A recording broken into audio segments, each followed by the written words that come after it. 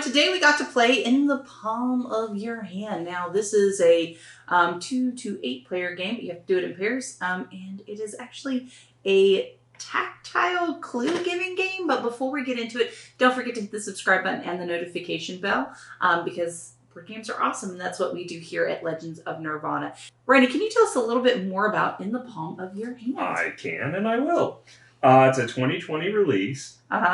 Board Game Geek rating is 6.9. Board Game Geek rank is 10,242. 2 to 8 player game, as you mentioned. 20 to 30 minutes average play length, which is about right. Age 10 and up, probably. I think that's probably fair. Designed by Timothy DeCroix. Art is by Pauline Detraz, Gail Lanerian, Sabrina Miramon, and Tohad. Published by Hachette Board Games. It's got an MSRP, I believe, of $50. Right now, it is still not out yet, even though it's got a 2020 release. I'm assuming that must be in Europe. But it is supposed to come out this week at the stores over here at retail, it looks like. Miniature Market has it for $37.99 on pre-order, so does Amazon. All right, so now let's talk about quality of components. So, interesting, there is a bunch of different pieces going on. You have some fabric, you have... It doesn't actually stick. That's kind of sad. Well, it stuck to the table the other day. You have to press hard. I think I broke it. You broke it? How do you break it? I don't know. I'm quite skilled. Some Velcro. Oh, see, you got it to work. Yeah. You got some string. You got a bunch of different things on here, and we'll explain why that's important here in a minute. And then the cards. Now, the cards don't have much of a linen finish if they don't. Yeah, they're kind of shiny. They're smooth, but they have they're very reminiscent of Mysterium or Dixit, if you're familiar with those. Yes. And then you have some cardboard chips for victory points. You've got the bag to put all the stuff in. And you have some cards for the advanced mode. Yes. So overall, I think with all these pieces, I think I'll give this a 7. It's cool that you've got a lot of stuff. Yeah, they got a lot of different objects you're going to use during the game, and they're all made out of decent material. And a really nice metal coin. Yeah, the metal coin is really cool. I think a 7's a fair score for it. Yeah. All right. So now let's talk about theme. Now the theme is actually pretty interesting because your grandfather has Oldtimers, but you're still trying to share the memories with him. And so basically you are trying to help him remember his memories. Okay. And you're going to do that by giving clues to him. Now I thought that this was kind of touching in the family sense of trying to connect maybe some of the older generations with the younger. Mm-hmm. So the theme I could really appreciate, especially as, guess what? My grandparents are growing older and, their memory isn't as good as they used to be. And so that's very, reminiscence and trying to connect with them. So I thought that this was really, really fun, especially because you can still play this with some of your older kids with you. And so I thought that was actually a pretty cool theme. Mm-hmm. And all the art of the cards is realistic and represents like memories of they would have had. Yeah, like this one, him shaving. So, for me, it's very touching. Yeah. So, giving it a score, what do you think for score? Well, and plus the art. Yeah, art is beautiful. Is beautiful. On the cards, it's like I said, it's very reminiscent of Mysterium or Dixit's art, but it's more of a realistic art as opposed to the fantasy art of those games. But it's just as beautiful. Yeah. So, I'm thinking an 8 for theme. I really liked it. I really enjoyed it. And it's fantastic. I might even go 9 on it, just because the fact that it incorporates into the gameplay so well. You can feel the memories trying to come through when you're getting the different things on your hand while your eyes are closed, and the fact that everybody gets to try to participate with it. It's you're never downtime. It sucks you into the story. Yeah.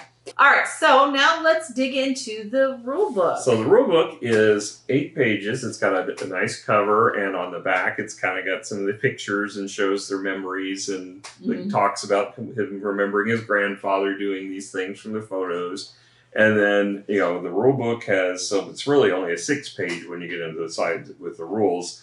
It kind of shows you advice on how to do some of the mimicry as far as the different things. The rules are just very simple as far as the gameplay. It's not an advanced game. This would definitely be a light game. But as far as, the layout of this, it's done well. Given the fact that the hardest thing to overcome with this is just the whole doing it, Yeah, so just getting out. Well, it kind of reminds me a little bit of charades in the sense that you're trying to be imaginative and having to communicate with somebody, but you're not there. They can't see, right? So you have to do it by feel so it's a different kind of abstract thought process, and that's in itself, it's beautiful. That's more gameplay, but I understand, but the getting the game to the table, the hardest thing to overcome was not understanding the rules. It was trying to get people to buy into doing that. Yeah, at first I was a little iffy, I'm not gonna lie, but it turned out really cute. I really liked it. As far as the rulebook, I think it does a fine job. It goes into the expert mode, explaining how that plays, then modifications. If you're going to play it 2, I really don't think this is optimal for 2. This is another one where they have to throw in some variants in order to get a 2-player. I would definitely recommend this for 4 to 8 players, I think would be best. Yeah, I believe we played with 6, and it was good. Yeah, it worked out well for 6. And then they have modifications for a 3-player game as well. So again, it's more for 4 to 8 players. Like I said, it's kind of even. It's kind of even there. I think the rulebook does a good job, and it's an interesting read. I'll go ahead and give it an 8 on the rulebook. I think it did a good job. All right, so we're going to pretend that we are the guessing couple, guys.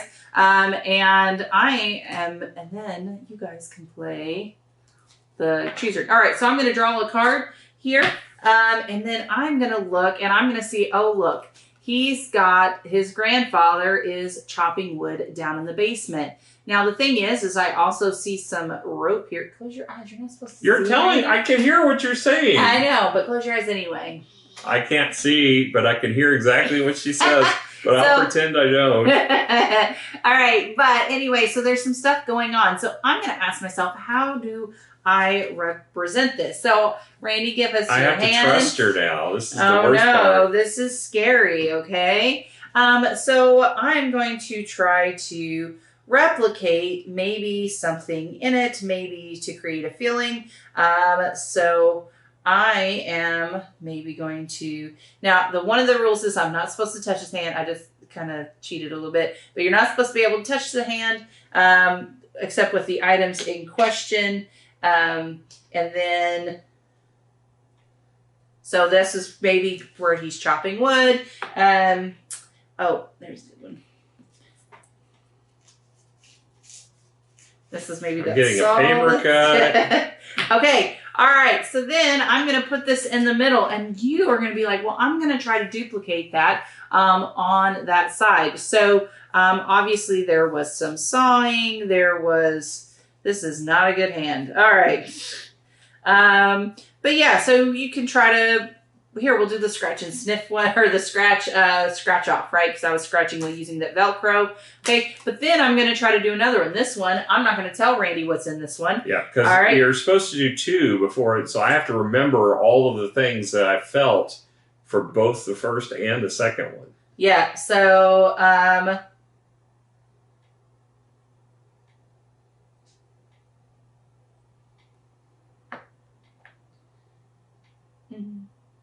The silence makes for good video. All right. So who will blow this up for you to kind of see what I did for that one. All right. So then you're going to keep up with your hand of 4 cards. Okay. You got to shuffle it over there. I can't optimize it. Yeah. And then you're going to pick another one. So knowing what I put in, we'll put that one in. Okay. Then we're going to take 2 from the top.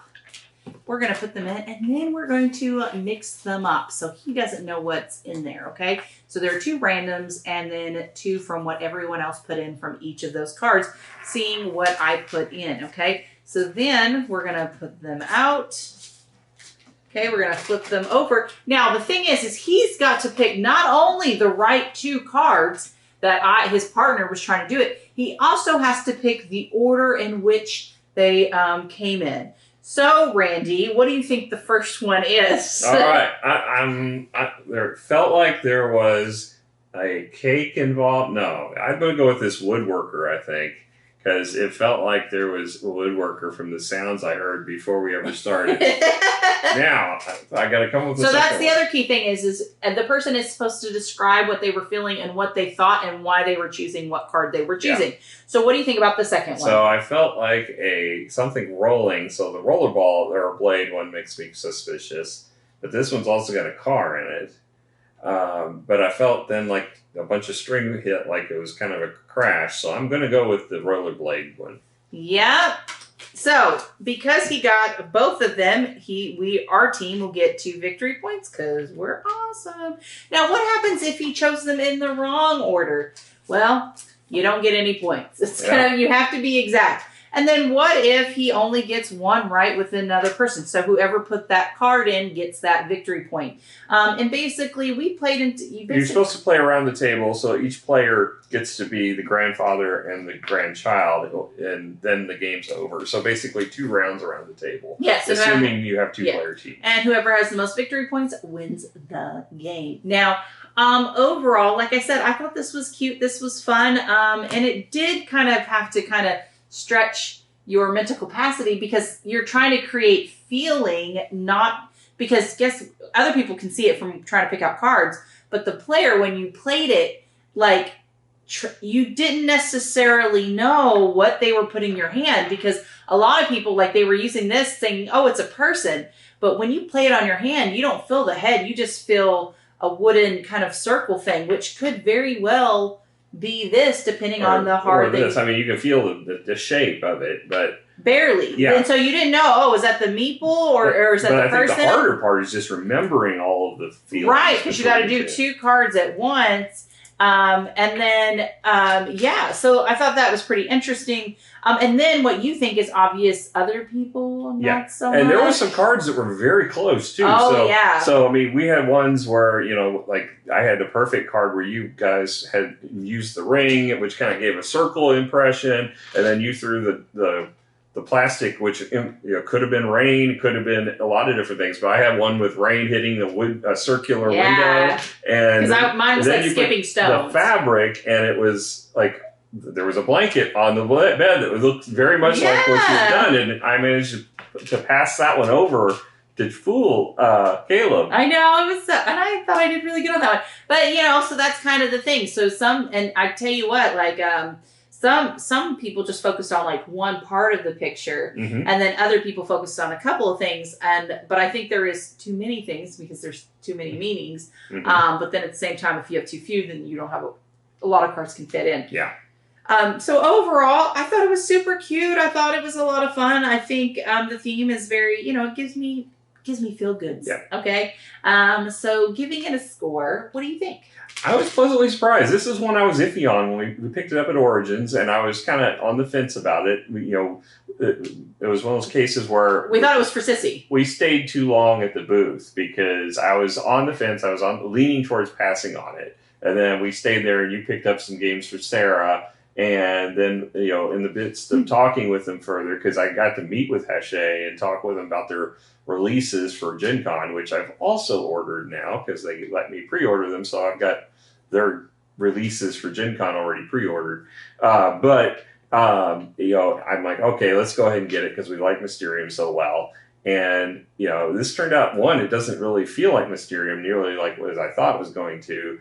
And 2, once we got past that hurdle of getting people to actually be engaged in it, because at first it was like, oh, I don't know about this. And then once everybody got into it, we all had a blast. Everybody was laughing. Everybody was enjoying it. There was some innuendo that wasn't kid-friendly. Yes. It's definitely one I'd want to play with Sarah whenever we have that kind of innuendo. Crowd. But yeah, I mean, we had a blast playing it. And it was, it was super fun for something that I thought was a very simple idea, but very beautiful as far as the story.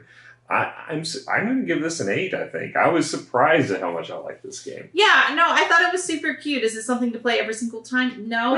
But I tell you what, it was fun. It's a quick get out, put away, filler game. Well, exactly. It's kind of like a party game without being a party game. And I appreciate some of that. Because sometimes a lot of people are like, oh, party games. And I'm like, oh, party games. No, but this one was good. This one, I'm like, okay, fine. We could play this one. So I'm willing to be okay with an 8. When you have that to be okay with an 8. desire to play something like Mysterium, but you don't want to have the setup and you don't want the the time involvement, this one is perfect for that. Yeah, absolutely fine. I'm down. Let's do it. All right, guys. Well, thank you so much for joining us. We had an absolute blast today, and hopefully you'll come hang out with us again. Bye. Bye.